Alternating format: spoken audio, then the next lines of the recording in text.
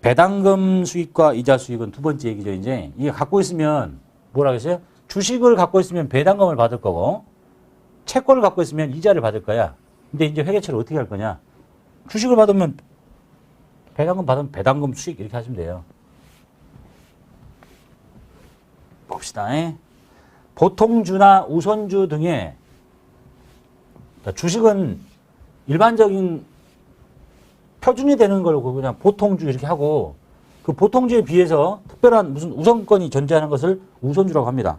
그러니까 우선주가 됐건 보통주가 됐건 이런 지분주권 투자하면 배당금 수익을 얻게 되는데 투자한 대가로 말씀드렸죠. 여기 주식에 투자하면 배당금을 받는 거야. 그럼 배당금 수익이라고 하면 돼. 사채에 투자하면 이자를 받아 이자 수익이라고 해.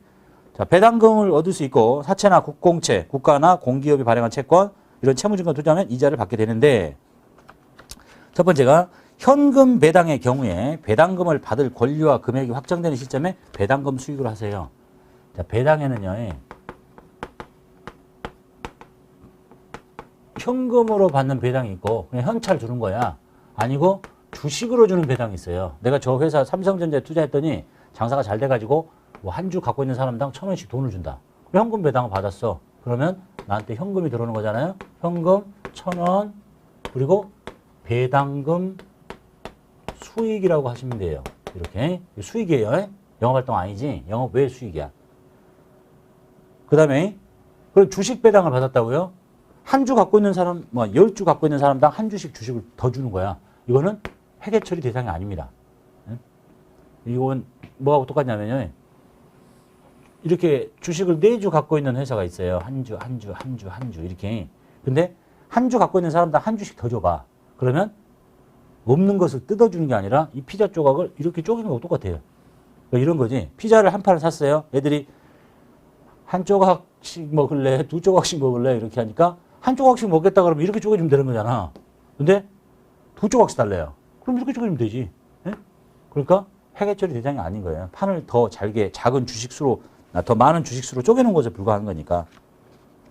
그래서 배당금을 받을 권리와 금액이 확정되는 시점에 꼭 돈을 받아야 배당금 수익이 아니라 그 배당을 받을 권리가 딱 확정된 시점 그때 배당금 수익이라고 하시고 거기까지는 뭐 자세히 알 필요 없습니다. 시험에 출제될 가능성은 높지가 않으니까. 보세요. 배당을 받으려면 어떻게 되겠어요? 단기 매매증권이 뭐 하는 주식이야? 잠깐 샀다가 쌀 때 사다 바로바로 파는 거잖아요. 근데 언제 배당 받겠니? 예? 혹시 재수 없이 걸릴 수는 있겠지만 또 이자 수익은 이제 채권에 투자하면 이자를 받는 거예요. 이자를 받는데 이자는 보유 기간 중에 액면 이자 상당액을 기간 경과분만큼 이자 수익으로 인식한다. 말 들을기 어려운데 그냥 시험에 거의 나오지 않습니다. 이것도 마찬가지잖아요. 내가 채권을 갖고 있는데 이자를 받을 정도면 이자를 매일 주는 것도 아니니까 뭐 6월 말, 12월 말 이렇게 이자를 이렇게 줄 텐데 그때까지 계속 갖고 있겠어? 사고팔고 하는데 요 얘기는 뭐냐면 내가 이제 혹시 좀 길게 그릴게. 보통 채권은 여기서부터 이렇게 갖고 있다가 보통은 요날 갖고 있는 사람한테 이자를 통째로 줍니다. 2,000원. 근데 내가 처음부터 다 갖고 있었으면 이 이자가 다 내 건데 내가 한 절반쯤에 7월 1일 날 취득을 해요. 그러면 이제 여기서부터 여기까지는 A라는 사람이 갖고 있고 여기서부터 내가 갖고 있잖아. 나의. 그럼 이제 이 채권을 발행한 사람이 이자를 줄 때는 얘가 갖고 있었던 거나 얘가 갖고 있었던 아무 상관없이 마지막에 갖고 있는 사람한테 다 주는 거예요. 근데 내 이자가 이게 다야? 이 1,000원은 얘 거지. 예? 그러니까 얘가 팔 때 이자를 포기하고 팔겠어요? 이자를 받고 팔겠지. 그래서 여기서 말하는 것은 자기가 보유하고 있는 기간 동안 상당하는 액면 이자만큼 액면에 찍힌 사채 액면 얼마짜리의 이자율 몇 프로만큼이 자기 거다. 예? 그런 얘기라고 생각하시면 돼요. 별 의미 없다고 보시면 되겠고. 예? 그냥 시험에 혹시 나오면 현금 배당을 받았다고요? 그럼 배당금 수익 돈 받고 채권에 투자하는데 이자 받았다고요? 돈 집어넣고 이자 수익 이렇게 하시면 돼요. 근데 거의 나올 일 없겠죠. 단기 매매증권은 이자를 받거나 배당을 받을 일이 거의 없다니까. 그냥 틀이 있으니까 그냥 한번 받으시면 되겠네요. 자, 사례 볼게요, 이제. 삼성전자 주식에 투자한 대가로 현금 배당 2,000원이 확정돼서 통장에 찍혔습니다. 아, 주식에 투자한 대가로 현금 배당을 받았다고? 돈 들어왔죠? 현금도 2,000원. 왼쪽에 넣었죠? 뭐라고요? 현금 배당 배당금 수익이에요. 이름 들어 놓으시면 되겠죠. 2,000원. 주식 배당은 회계 처리하지 않는다 그랬어? 판을 더 많이 잘게 쪼갠 것에 불과한 거니까.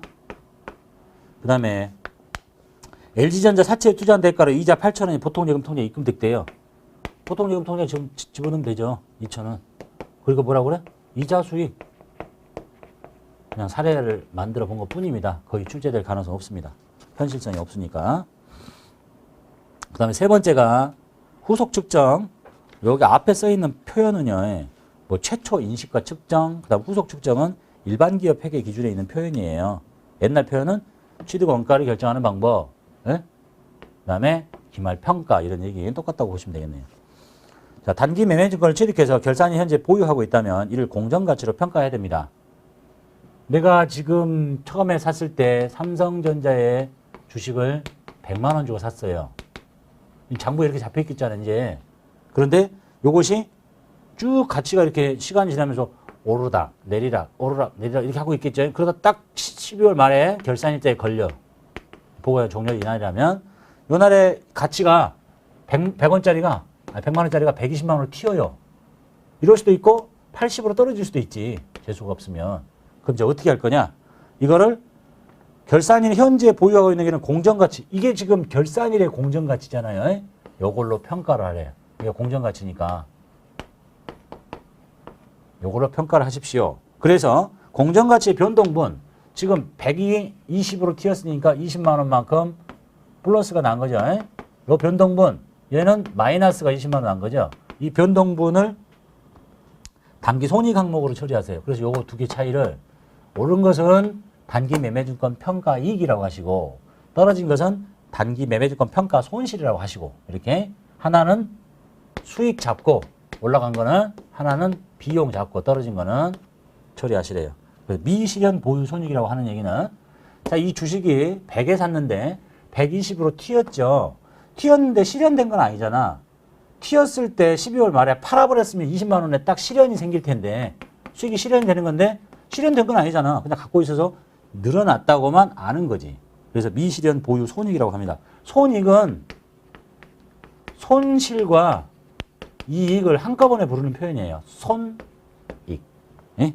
그래서 공정가치 변동분 아직 실현되지 않은 미실현 손익을 단기 손익 항목으로 처리하세요. 그래서 이익이 나면 이때 이익이라고 쓰는 이름이 바로 단기 매매 증권 평가였잖아. 그 말에 평가 이익이라는 수익을 잡는 거고 떨어진 거는 단기 매매증권 평가 손실이라는 비용을 잡는 겁니다.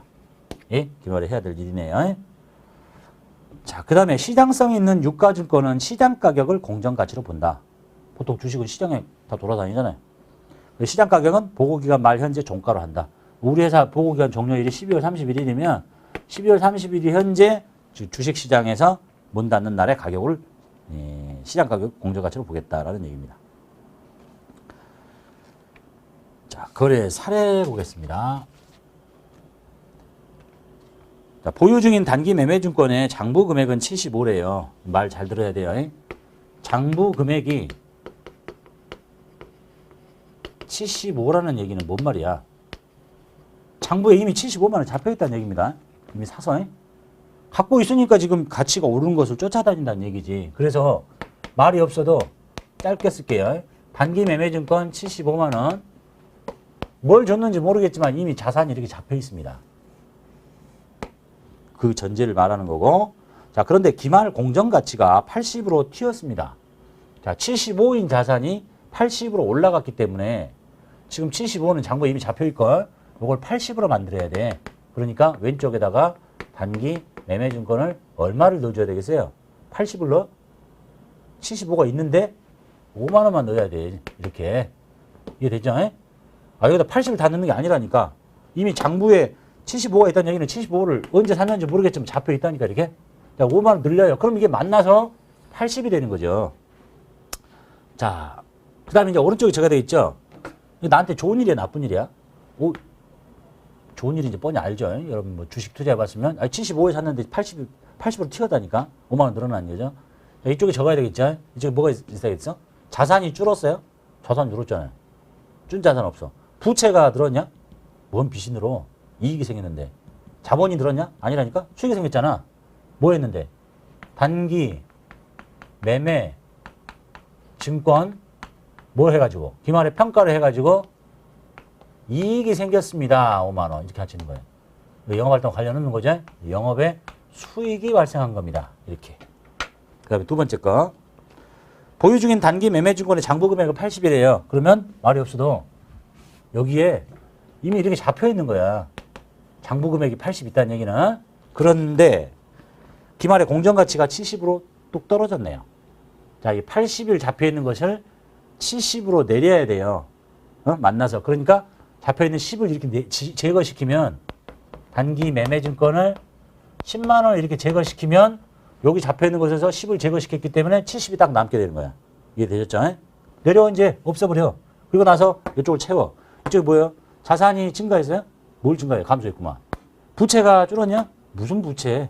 평가에서 손실 났는데 자본이 준 것도 아니죠? 비용이 생겼어요. 비용의 발생. 이때 선생님이 단기 매매 증권 평가 손실이라는 영업의 비용을 씁니다. 10만 원 줄었죠. 이렇게. 이게 평가에서 오르고 내리고 하는 얘기입니다. 어렵지 않죠? 장부 금액이 75가 80이 됐으니까 5만 원 늘리고 평가 2. 80이 70이 됐으니까 10만 원 내리고 평가 손실. 이렇게 하시면 돼요. 문제 5번. 단기 매매증권의 기말 현재 장부 금액과 공정가치가 다음과 같습니다. 기말의 평가에 대한 회계처리를 하십시오. 자, 날짜가 안 나와 있죠. 기말이라는 얘기는 이 회사의 기말은 언제인 거예요? 여기 회계년도가 19년 12월 말이니까 여기를 여기다 놓고 날짜를 아무거나 막 치고 하면 안 되겠죠. 12월 31일자로 바꿉니다. 12월 31일. 그냥 31일로 직접 칠게요.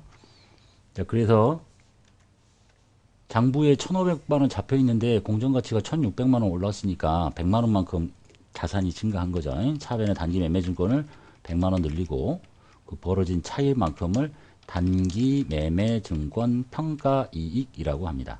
단기 매매증권 평가이익. 6번.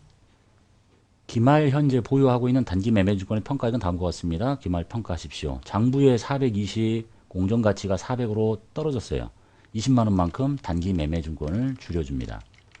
그리고 그 벌어진 차이는 비용인 단기 매매증권 평가 손실이라는 영업의 비용을 사용하시면 되겠죠. 그래서 평가 이익 나는 상황, 평가 손실 나는 상황. 출제가 되면 둘 중에 하나가 출제가 될 것이다 라는 얘기네요.